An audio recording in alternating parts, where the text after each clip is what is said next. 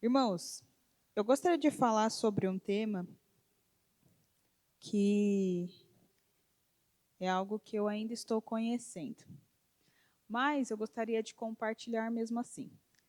É algo que os irmãos já estão de cabelos esbranquiçados de saber, mas é algo que é importante a gente sempre visitar e relembrar ao longo da nossa jornada, né, cristã.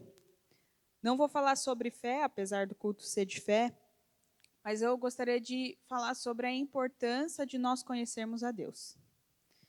E antes da gente entrar necessariamente nesse tema, eu gostaria de fazer um mega blaster resumo do estudo que o Anthony trouxe. Estudo porque 3 domingos para trazer a mensagem é um estudo praticamente, né? Quase uma pós-graduação. Ele falou, eu fiz algumas anotações do que ele falou, e eu gostaria de relembrar só para a gente poder contextualizar, porque a gente vai falar de Davi, né? E o exemplo que a gente tem eu acredito que depois do Senhor Jesus, a personagem bíblico que mais conheceu a Deus, em sua profundidade, né? Foi o rei Davi.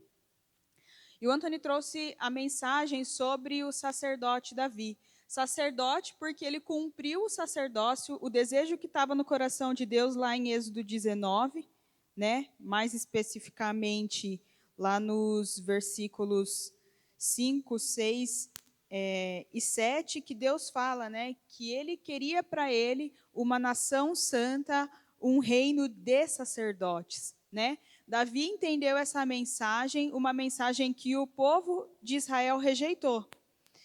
E é interessante nesse texto, né? Porque Deus transmite para Moisés isso, Moisés transmite essa mensagem da vontade de Deus para o povo fala sim, nós seremos, e no final eles não são, né?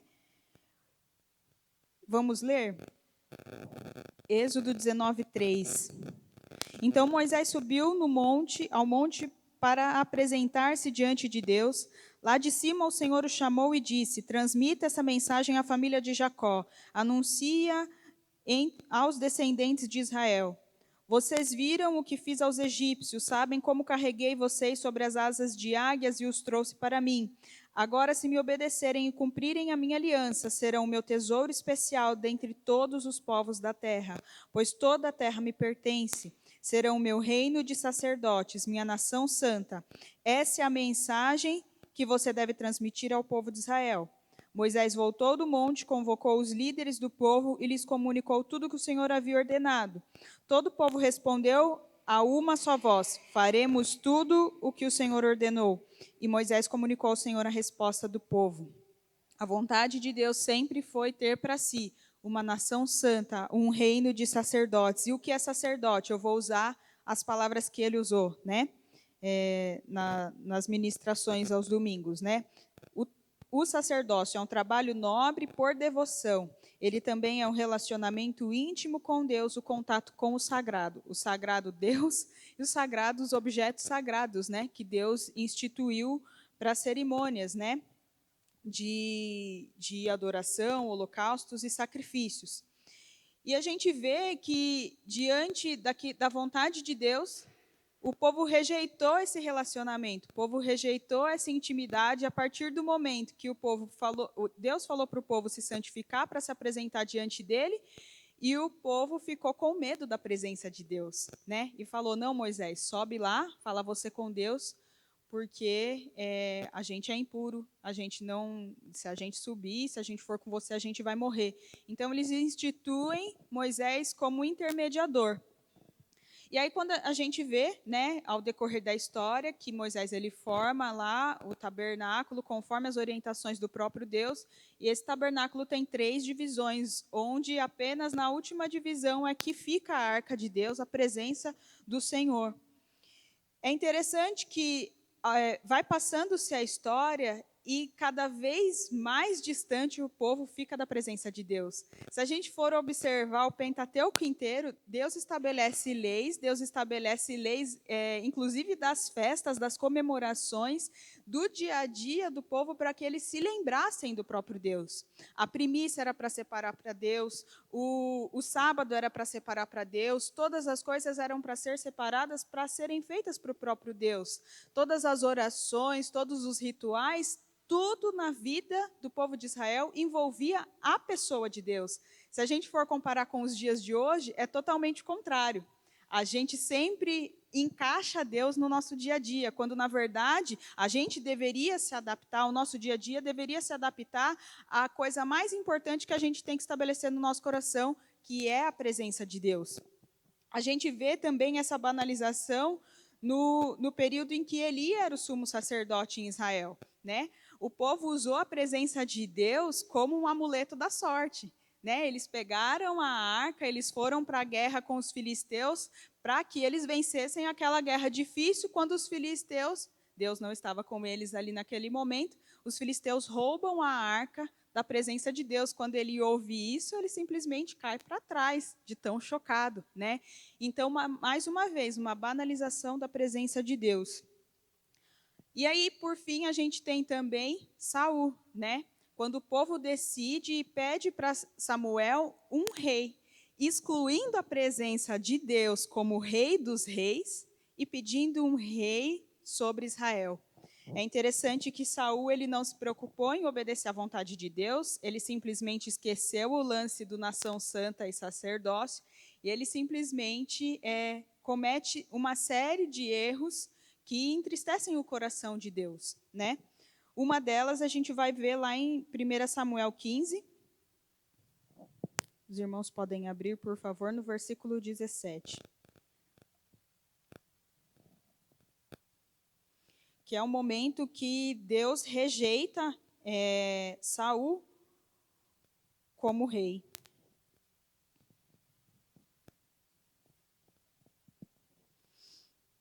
Versículo 17. Samuel respondeu: embora aos seus próprios olhos você se considerasse insignificante, não se tornou líder das tribos de Israel? Sim, o Senhor o ungiu rei sobre o povo. Então o Senhor o enviou numa missão e disse: vai e destrua completamente aqueles pecadores, os amalequitas. Lute contra eles até exterminá-los. Por que você não obedeceu ao Senhor? Porque tomou apressadamente os despojos e fez o que era mal aos olhos do Senhor? Mas eu obedeci ao Senhor, insistiu Saul. Cumpri a missão de que ele me encarregou. Trouxe o rei Agag, mas destruí todos os outros amalequitas. Então meus soldados trouxeram o melhor das ovelhas e dos bois, bem como o melhor dos despojos, a fim de sacrificá-los ao Senhor, seu Deus, em Gilgal. 22. Samuel respondeu: o que agrada mais ao Senhor, holocaustos e sacrifícios ou a obediência à voz dele? Ouça, a obediência é melhor do que o sacrifício e a submissão é melhor que as ofertas de gordura de carneiros. 23. A rebeldia é um pecado tão grave quanto a feitiçaria, e persistir no erro é um mal tão grave quanto adorar ídolos. Assim como você rejeitou a ordem do Senhor, ele o rejeitou como rei. Samuel ele já fala aqui, né? O que é melhor, né? Primeiro que Saul aqui mentiu, né? Não foi os soldados, né? Ele mesmo que ordenou, né? Que trouxessem os despojos, né? Mas ele coloca a culpa, ele se exclui da culpa, né? Ele mente, né? Nisso também. E aí Deus fala através da vida de Samuel o que é melhor, a obediência ou o sacrifício. E a gente vai ver mais para frente que Davi entendeu que a obediência, um coração quebrantado, era tudo que Deus queria. Apesar de o próprio Deus ter instituído leis para purificação, para perdão de pecados, através do sacrifício e holocausto de animais. Mas o objetivo principal de Deus era um coração quebrantado, era um coração arrependido. Depois de Saul, a gente tem a instituição do rei Davi. E Davi, ele vem num reinado completamente diferente, né? A primeira coisa que ele se preocupou foi trazer de volta a presença de Deus. né? E ele acessava a presença de Deus, ainda que não tivesse a arca ali entre o povo, ele acessava através de oração, com ousadia, né? Ele entendeu que o que Deus queria para si era um reino de sacerdotes e que ele, o rei, era mais um sacerdote e que o rei, na verdade, era o rei dos reis. E o acesso a essa presença, a presença de Deus, possibilitou Davi a ter um conhecimento muito grande, de forma íntima da pessoa de Deus. Ele entendeu os atributos mais plenos de Deus e ele também entendeu a própria vontade de Deus para assim poder fazê-la. Eu gostaria que os irmãos abrissem em 2 Samuel 7 e a gente vai ver o quão Davi era preocupado com a presença de Deus, em ter a presença de Deus.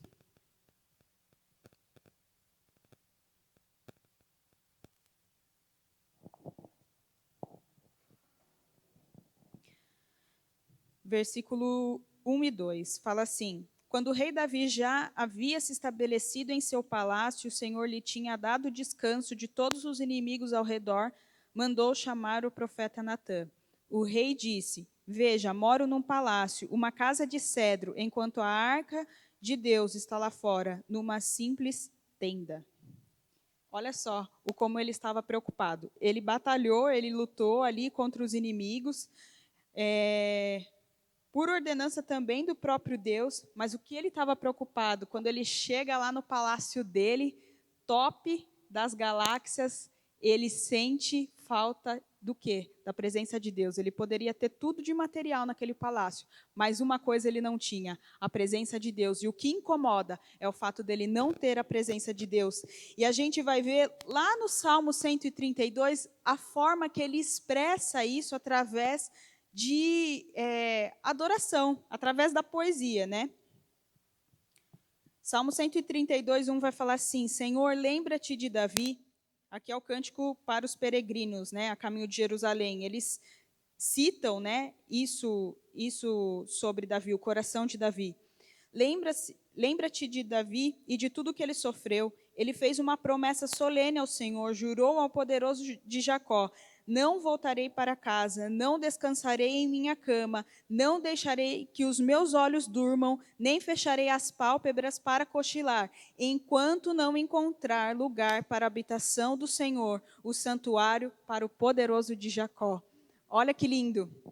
Ele se incomodou em não dar descanso a si mesmo. Apesar de ter passado por várias batalhas, ele não queria descansar enquanto não encontrasse um lugar para a presença de Deus, que não era no relento, que não era esquecida, né? E aí ele resgata a arca do Senhor e ele cria um tabernáculo. Apesar dele ter o desejo de construir um templo para Deus, né? E Deus considerou esse coração de Davi, tanto que ele fala: você vai ter uma descendência, né, real. Ele abençoou Davi pelo coração dele, mas ele falou: você não vai construir esse templo, né? E aí, mesmo assim, ele abençoa Davi. Mas Davi ele constrói não o templo, mas um tabernáculo para que a presença de Deus ficasse. E esse tabernáculo tem uma nova configuração, onde a arca do Senhor fica no centro e os levitas passam, né? Ele monta a banda, né? Para que eles tocassem e eles adorassem a Deus 24 horas por dia, 7 dias da semana. Ele entendeu o que Deus queria e ele cumpriu o que Deus queria porque ele conhecia a Deus. Se ele não tivesse conhecimento de Deus, ele não ia fazer nada disso. Ele ia seguir a sequência de banalização da presença de Deus como foi antes do reinado dele, mas não foi isso porque ele conhecia Deus. E o conhecimento de Deus fez ele perceber o que Deus queria do coração dele, que era um coração quebrantado, não era um coração de sacrifícios, né? Lembra que a gente leu agora de pouco, né? Que o que Samuel falou para Saul, né? O que é mais importante, a obediência ou o sacrifício ou o holocausto? E ele entendeu que o mais importante era o coração dele quebrantado. Não se tratava sobre sacrifícios para remissão, mas era o coração dele entregue a Deus. E a gente vai ver essa história lá em Samuel, 2 Samuel 12. O contexto é que Davi ele tinha cometido uma sequência de pecados aqui. Ele teve um relacionamento sexual com a esposa de Urias, né? Ele manda matar o top do soldado dele, que estava na linha de frente em todas as batalhas, comete uma sequência de erros, mas o erro dele, que estava encoberto, que ele encobriu, né, não estava encoberto aos olhos de Deus. E aí Deus fala para Natan ir lá contar uma historinha para Davi. Davi fica doido, fala, não, o que é isso? Que história é essa, né? Quando, na verdade, Natan estava falando do próprio rei. E aí a gente vai ver em 2 Samuel 12, 13, que Davi ele confessa o pecado dele. E aí Davi fala assim, então Davi confessou a Natan, pequei contra o Senhor, ele confessou o pecado dele. Tanto a Deus, né, quando a gente vê em Salmos, como também para o profeta, né? Natan respondeu, sim, mas o Senhor o perdoou. E você não morrerá por causa do pecado. Contudo, uma vez que você demonstrou o mais absoluto desprezo pela palavra do Senhor, ao agir desse modo, seu filho morrerá. Depois que Natã voltou para casa, o Senhor fez adoecer gravemente o filho de Davi com a mulher de Urias. Davi suplicou ao Senhor que poupasse a criança, jejuou e passou a noite prostrado no chão. Os oficiais do palácio insistiram para que ele se levantasse e comesse com eles, mas Davi se recusou. No 7º dia, a criança morreu. Os servos de Davi ficaram com medo de contar para ele. Não ouviu nossos conselhos quando a criança estava doente. Disseram, se lhe contarmos que a criança morreu, poderá cometer uma insanidade. Davi percebeu que estavam cochichando e compreendeu o que havia conhecido. A criança morreu? Perguntou. Sim, responderam eles. Está morta. Então Davi levantou-se do chão, lavou-se, perfumou-se e trocou de roupa. Foi ao santuário e adorou ao Senhor. Depois voltou ao palácio, pediu que lhe trouxessem alimento e comeu. Seus servos ficaram perplexos. Não entendemos, disseram. Enquanto a criança estava viva, o Senhor chorou e jejuou. Agora que a criança morreu, o Senhor parou de lamentar e voltou a comer. Davi respondeu, enquanto a criança estava viva, jejuei e chorei, pois pensava, quem sabe o Senhor terá compaixão de mim e deixará a criança viver. Mas por que jejuar agora que ela morreu? Poderia eu fazê-la voltar? Um dia irei até ela, mas ela não voltará a mim. E aí eu gostaria de frisar o versículo 20. Então Davi levantou-se do chão, lavou-se, perfumou-se, trocou de roupa e foi ao santuário e adorou ao Senhor. Ele não tinha acesso a esse lugar, mas ele foi com ousadia nesse lugar. Ele se perfumou, ele se lavou, ele tirou o pranto dele e ele foi louvar a Deus no meio da maior adversidade da vida dele. O momento mais triste que ele estava passando foi esse aqui, né? Ele ficou numa profunda tristeza, só jejum e oração, clamando a Deus por misericórdia, mas Deus já tinha falado para ele: a criança vai morrer. E a criança morreu. E diante de tudo isso, ele adorou a Deus, né? E eu gostaria de ler, né, o que ele escreveu, né, que é o Salmo 51 diante dessa adversidade, que é um salmo muito bonito, em que ele consegue descrever o sentimento dele e o sentimento do próprio Deus, do que Deus queria dele. Salmo 51. Tem misericórdia de mim, ó Deus, por causa do teu amor, por causa da tua grande compaixão. Apaga as manchas da minha rebeldia. Lava-me de toda a minha culpa, purifica-me do meu pecado, pois reconheço minha rebeldia. Meu pecado me persegue todo o tempo. Pequei contra ti, somente contra ti. Fiz o que é mal aos teus olhos. Por isso tens razão no que dizes, e é justo o teu julgamento contra mim. Pois sou pecador desde que nasci, sim, desde que minha mãe me concebeu. Tu, porém, desejavas a verdade no íntimo e no coração me mostras a sabedoria.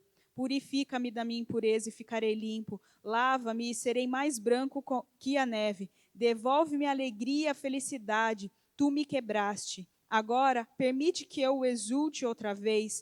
Não continues a olhar para os meus pecados. Remove as manchas da minha culpa. Cria em mim, ó Deus, um coração puro. Renova dentro de mim um espírito firme. Não me expulses de sua presença e não retires de mim teu Santo Espírito. Restaure em mim a alegria da sua salvação e torna-me disposto a te obedecer. Então ensinarei teus caminhos aos rebeldes e eles voltarão a ti. Perdoa-me por ter derramado sangue, ó Deus, de minha salvação. Então, com alegria anunciarei tua justiça. Abre meus lábios, Senhor, para que minha boca te louve. Tu não desejas sacrifícios, do contrário, eu os ofereceria. Também não queres holocaustos. O sacrifício que desejas é um espírito quebrantado. Não rejeitarás um coração humilde e arrependido.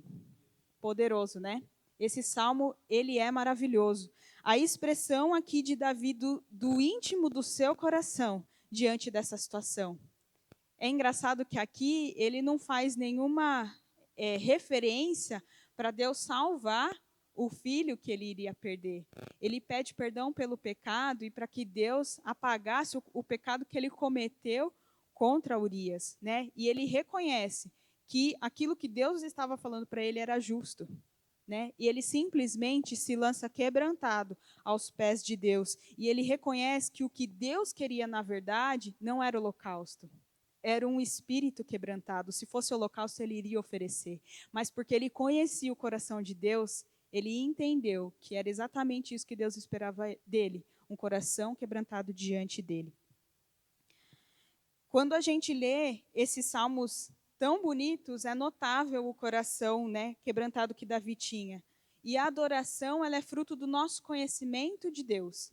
Quanto mais a gente conhece a Deus, mais a gente louva nos atributos mais sublimes que o Senhor tem. Se a gente se limita em algumas palavras de adoração, significa que o nosso conhecimento de Deus também é limitado. Se eu louvo a Deus pela provisão, somente pela provisão, é porque eu reconheço que Ele é um Deus da provisão, mas eu não reconheço os outros atributos que Deus tem. Se eu louvo a Deus porque Ele me dá saúde, porque Ele me dá o fôlego de vida quando eu levanto, eu reconheço esse atributo de Deus, mas eu não reconheço outros atributos que Ele tem.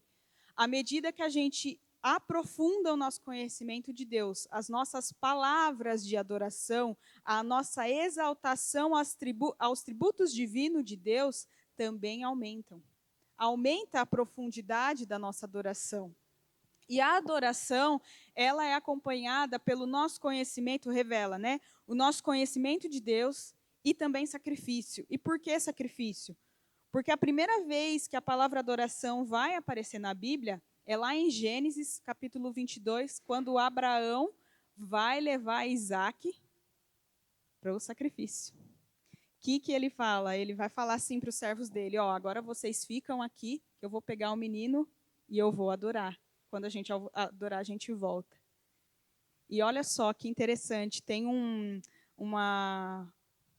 irmão em Cristo, eu não sei se ele é teólogo, se ele é pastor, eu não sei o que ele é, mas ele tem uma frase muito interessante, que ele fala assim, quando Deus pede Isaac, na verdade, ele quer o coração de Abraão, ele quer Abraão. Deus não queria Isaac, o que ele queria era o coração de Abraão. Aonde estava o coração de Abraão? E aqui a gente vê essa palavra, quando Abraão fala, nós iremos adorar e voltar, ele entende que a entrega total, o sacrifício, era a adoração que ele tinha para dar para Deus.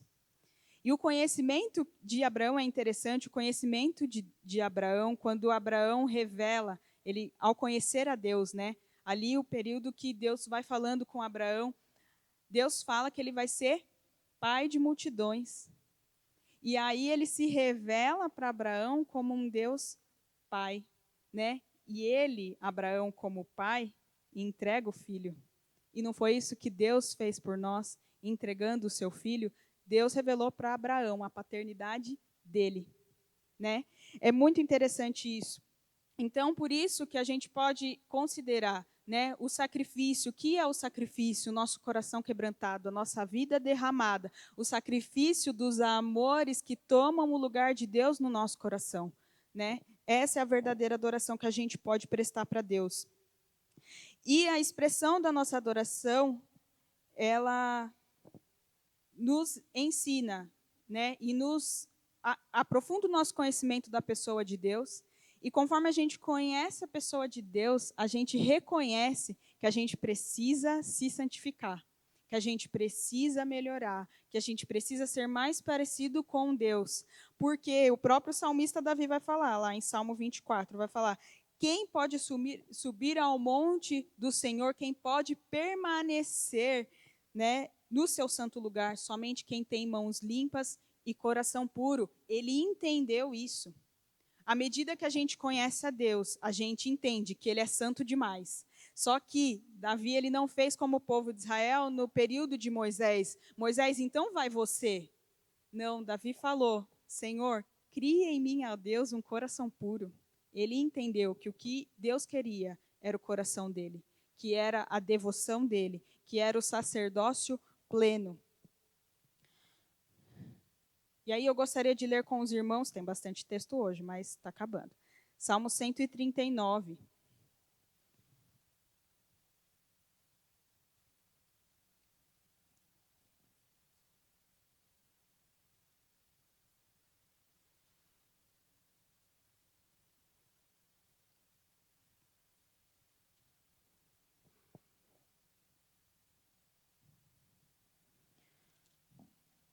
Ó Deus, tu examinas meu coração, conheces tudo a meu respeito, sabes quando me sento e quando me levanto. Mesmo de longe conhece os meus pensamentos. Tu me vês quando viajo e quando descanso, sabes de tudo que faço, até mesmo antes mesmo de eu falar, Senhor, sabes o que vou dizer. Vais adiante de mim e me segues. Põe sobre mim a tua mão. Esse conhecimento é maravilhoso demais para mim. É grande demais para eu compreender. É impossível escapar do teu espírito. Não há como fugir da sua presença. Se eu subo aos céus, lá estás. Se eu desço ao mundo dos mortos, lá estás também. Se eu tomar as asas do amanhecer, se eu habitar do outro lado do oceano, mesmo ali a tua mão me guiará e a tua força me sustentará. Eu poderia pedir à escuridão que me escondesse, a luz ao meu redor que se tornasse noite, mas nem mesmo na escuridão posso me esconder de ti. Para ti a noite é tão clara como o dia, escuridão e luz são a mesma coisa. Tu formaste o meu interior e me tecestes no ventre da minha mãe. Eu te agradeço por me teres feito de modo tão extraordinário. Tuas obras são maravilhosas e disso eu sei muito bem. Tu me observavas quando eu estava sendo formado em segredo, enquanto eu era tecido na escuridão. Tu me viste quando eu ainda estava no ventre. Cada dia de minha vida estava registrado em teu livro. Cada momento foi estabelecido quando nenhum deles existia. Como são preciosos os teus pensamentos a meu respeito, ó Deus, é impossível numerá-los. Não sou capaz de contá-los. São mais numerosos que os grãos de areia, e quando acordo, tu ainda estás comigo. Todas essas coisas, os pensamentos profundos de Deus, que nós somos incapazes de entender, Deus revelou para Davi. Não pode, nada disso pode vir ao coração do homem, se não for a revelação pelo próprio Espírito Santo de Deus. E essa revelação, né, a respeito da pessoa, do ser humano que Deus tem pensamentos tão preciosos, pensamentos de paz, pensamentos de bem, não de mal, Davi conheceu.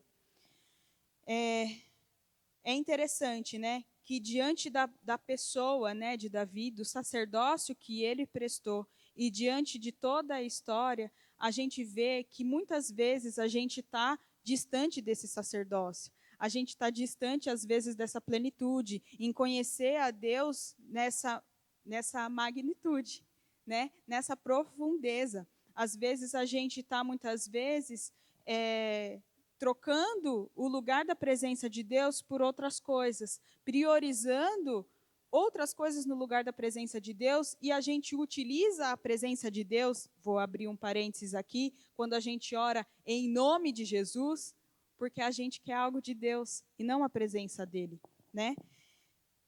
Mas Davi, ele foi diferente. Ele entendeu aquilo que Deus esperava, algo que Cristo possibilitou para nós quando ele morreu na cruz, que era livre acesso, o contato direto com a presença de Deus. Ele é o novo e vivo caminho que nos ligou de volta ao Pai e nos possibilitou aquilo que Davi fez, que ele não poderia fazer, que era entrar num lugar santo e ter o contato direto com a presença de Deus. E hoje nós temos isso livremente, porque Jesus possibilitou isso através do sacrifício que ele fez na cruz.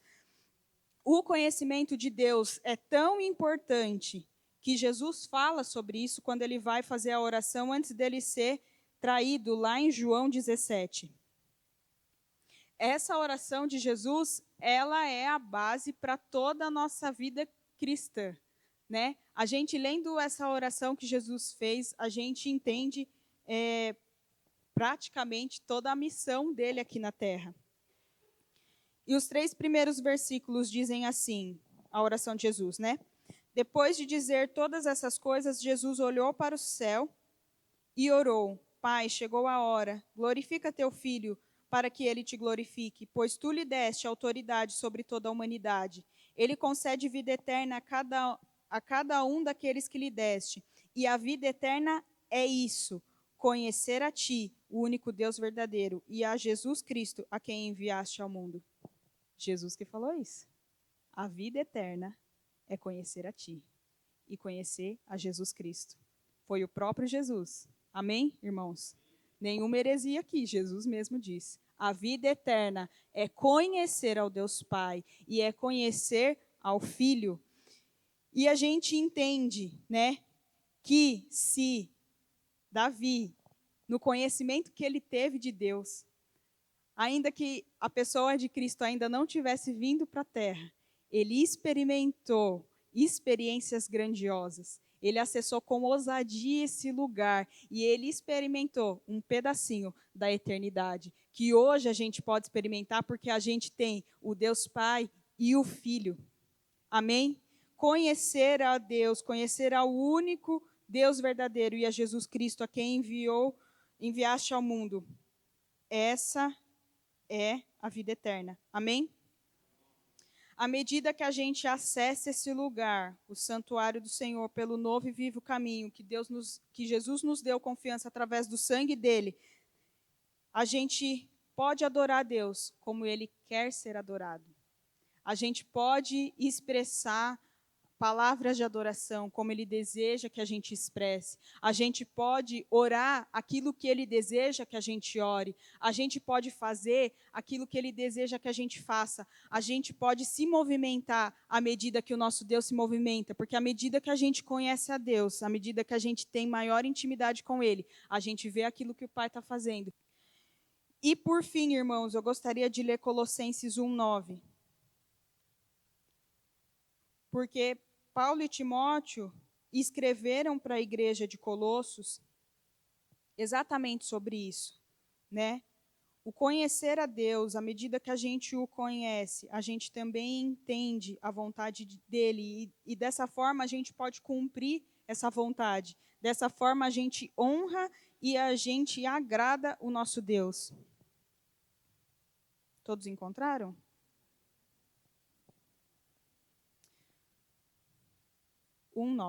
Por isso, desde que ouvimos falar a seu respeito, não deixamos de orar por vocês. Pedimos a Deus que lhes conceda pleno conhecimento de sua vontade e também sabedoria e entendimento espiritual. Então, vocês viverão de modo a sempre honrar e agradar ao Senhor, dando todo tipo de bom fruto e aprendendo a conhecer a Deus cada vez mais. Que lindo, né?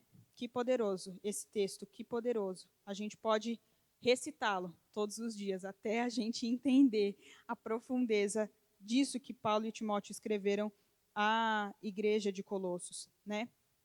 O conhecimento e aprender a conhecer cada vez mais a Deus só vem com relacionamento, só vem com o dia a dia. A semelhança de Cristo, conhecer ao Deus Pai, conhecer ao Filho, é uma jornada, isso é diário. Não adianta a gente tentar pegar atalho, que foi o que Adão e Eva fizeram, né? Quando eles vão lá comer o fruto da árvore, né? A serpente fala: ó, vocês serão conhecedores do bem e do mal.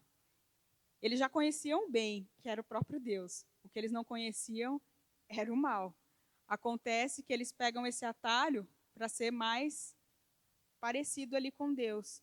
O problema não é ser parecido com Deus, a gente precisa ser parecido com Deus em santidade, em humildade, em mansidão, amar aquilo que Ele ama, odiar aquilo que Ele odeia.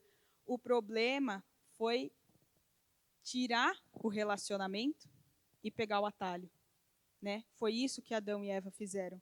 Eles pegaram um atalho e isso trouxe para eles a falsa ideia de que eles eram semelhantes, né? E na verdade não era. Isso afastou eles da presença de Deus, porque mostrou para eles o quanto a gente é errado, o quanto a gente é pecador e o quanto Deus é santo. Então, não é pegando atalhos, não é, e os atalhos, a gente poderia citar, né? O vir à igreja de domingo, a gente poderia citar seguir movimentos avivalistas, né?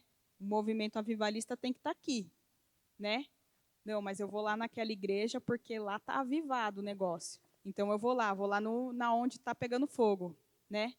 Quando na verdade onde deveria estar pegando fogo é no nosso quarto, é na nossa casa, né? É aonde a presença de Deus tem que estar. Quando a gente na verdade desejar ter descanso, que era como Davi deveria ter, ele chega lá no palacião dele e todas aquelas riquezas, toda aquela beleza de lugar, e ele fala que não tem a presença de Deus.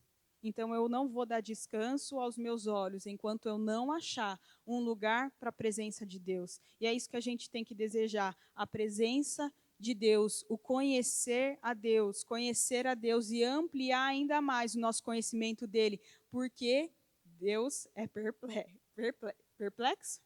Perplexo não. Complexo. Complexo. Deus é complexo. Ele tem vários atributos.